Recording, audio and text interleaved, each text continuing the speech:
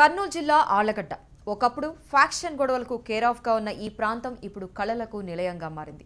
శిల్పకళపై ఉన్న మక్కువతో ఎంతో మంది మహిళలు తమ వృత్తిగా చేసుకుని 4 రాళ్లు వెనకేసుకుంటున్నారు. 10 మందికి తమకు తెలిసిన విద్యను నేర్పిస్తున్నారు. మగవాళ్లకు పోటీగా శిల్పకళలో రాణిస్తున్న మగువుల నైపుణ్యంపై హెచ్ఎంటీవీ ప్రత్యేక కథనం.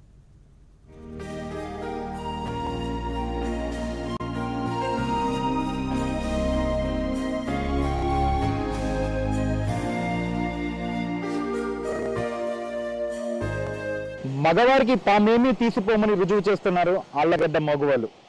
సాధన చేస్తే సాధ్యం కానిది ఏదీ లేదన్న పెద్దల మాటలను అక్షర సత్యాలు చేస్తున్నారు. ఫ్యాక్షన్ మరక ఉన్నటువంటి ఆళ్లగడ్డ ప్రాంతానికి ప్రపంచ ప్రఖ్యాతి తెచ్చిపెడుతున్నారు. శిల్పకళా తయారీలో తమకంటూ ప్రత్యేకతను సంపాదించుకున్నటువంటి ఆళ్లగడ్డ మహిళా శిల్పులపై హెచ్ఎంటీవీ ప్రత్యేక కథనం. ఇప్పుడు మహిళలు ఏ రంగంలోనైనా రాణిస్తున్నారు. ఒకప్పుడు వంటింటికే పరిమితమైన వాళ్లు ఇప్పుడు అన్నింటికీ మేము పోటీగా ఉన్నామంటున్నారు. శిల్పకళలోనూ మహిళలు తమదైన ముద్రను వేస్తున్నారు. కర్నూలు జిల్లా ఆళ్లగడ్డలో శిల్పకళ ఒక కుటీర పరిశ్రమగా అది మహిళలే నిర్వహిస్తుండటం విశేషం.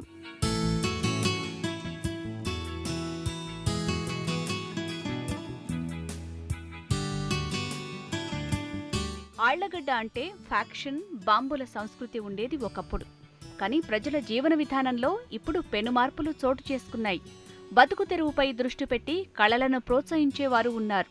గుంప్రమాన్ దిన్నెకు చెందిన శిల్ప బాలవీరయ్య ఒకప్పుడు ఫ్యాక్షన్ గొడవలతో జీవితాన్ని సాగించాడు. ఇప్పుడు బతుకు తెరువు కోసం శిల్పకళను నమ్ముకున్నాడు. ఆళ్లగడ్డలో ఇప్పుడు 30 వరకు శిల్పకళా కేంద్రాలున్నాయి.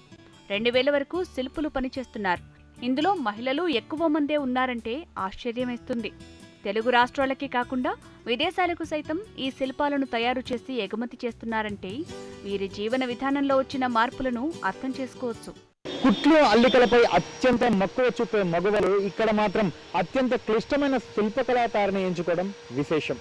ముందుగా మగవారికి చేదోడు వాదోడుగా ఉంటూ తమ వంతు సాయం చేసే వీరు ఏకంగా నిర్జీవంగా ఉన్న రాయికి రూపాన్నిస్తూ అపరు బ్రహ్మలుగా తయారయ్యారు. అయితే తాము పడ్డ కష్టానికి ప్రపంచ స్థాయి గుర్తింపు రావడంతో వీరి ఆనందానికి మాత్రం అవధులు లేకుండా పోయింది. ఈమె పేరు భువనేశ్వరి. శిల్పి బాలవీరయ్య మన్వరాలు. ఫ్యాక్షన్ గొడవలతో చిన్నాభిన్నమైన వేళ్ల కుటుంబం ఇప్పుడు శిల్పకళతో కొత్త జీవితానికి శ్రీకారం చుట్టింది.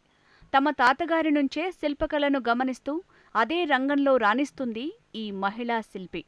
NH18 పక్కనే శిల్పాలను తయారు చేస్తుండటంతో పుణ్యక్షేత్రాలకు వెళ్లి వచ్చేవాళ్లు ఈ శిల్పాలను చూసి కొనుక్కెళ్లేవారు. అలా పలు ప్రాంతాల నుంచి ఆర్డర్లు వస్తున్నాయంటున్నారు.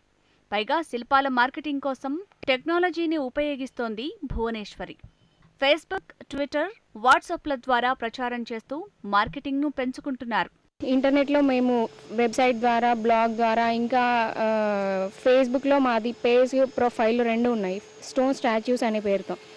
దాని ద్వారా నేను నా క్లయింట్స్ని నేను అప్రోచ్ అయ్యి జనాలకందరికీ మేము ఇది చేస్తాము, మా స్కల్ప్చర్ ఇలాగా ఉంటుంది అని వాళ్ళకి ఎక్స్ప్లెయిన్ చేసి దాని ద్వారా నేను కొన్ని ఆర్డర్స్ తీసుకున్నాను. దట్టు నాకు కాలిఫోర్నియా నుంచి, ఇంకా దుబాయ్ నుంచి సమ్ ఆర్డర్స్ వచ్చినాయి. దానివల్ల ఏమైందంటే నేను ఎంచుకున్న ఈ వృత్తి అనేది 10 మంది ఉపాధి కల్పించేలాగా యూజ్ అవుతుందని అనుకున్నాను. ఫస్ట్ ఫేస్బుక్ ద్వారా, అంటే అమ్మాయి చదువుకుంది, BSc BD చేసింది.